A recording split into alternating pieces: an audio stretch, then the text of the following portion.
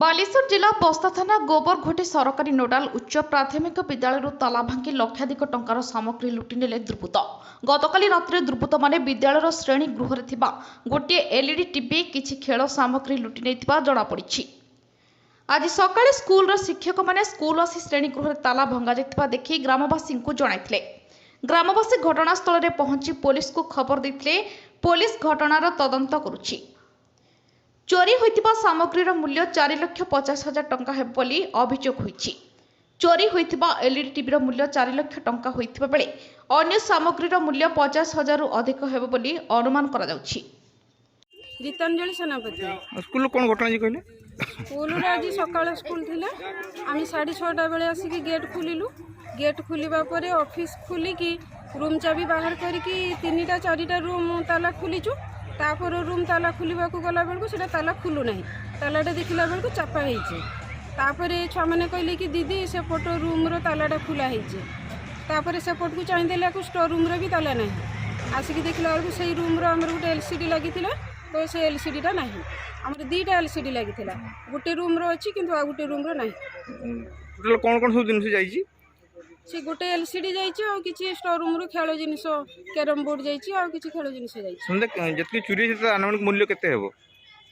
4.5 लाख पाखापाखि हम। आपण मन चाहूछन कोन? आम चाहूँ यार तदंत हो जी घटना घटी से जमी धरा पड़ू। एने कोन पदक्षेप निया हिची की? हाँ सर जाइए थाना को एफआईआर देवा। मु Basant Kumar Nayak headmaster गोबरघोटी school. Sir यो चोरी हिची कोन चोरी कतल चोरी?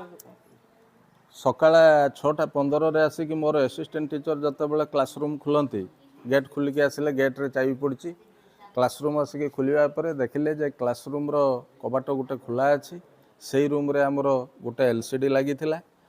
2टा एलसीडी आमे पाइथिलु एवं 9 तारिख रे से एलसीडी इंस्टॉलेशन होता। 9 तारिख 2टा रूम रे होता। तेणु जो रूम रे गोटे से माने नहीं जाइछंती से रूम रो कबाट खुला अछि। तापर आसिक अन्य रूम गुड़ा को खुलला बेलू चाबी सबू चाबी को बाड़ेइछंती एवं चाबी आउ खुलिला नाही। वर्तमान सुधा भी चाबी केतटा रूम रे खुला जाई परलानी एवं से रूम रे हमर ओजन कंटाटा थिला सेटा को मध्य समान नहीं जाइछंती। आसिक स्टोर रूम रे एठी चाबी भांगी चाबी तो नहीं जाइछंती। पिला मानकर खेल सामग्री बैट कैरम बोर्ड ये सब मध्य नहीं जाइछंती। अनुमानिक मूल्य सर केते हेबो? आनुमानिक मूल्य 5 लाख टंका हेबो। तो कोन से पदक्षेप नबे चाहछन? मु सकाळा जाइथिली एवं हमर पुलिस स्टेशन रे इन्फॉर्मेशन देइछि।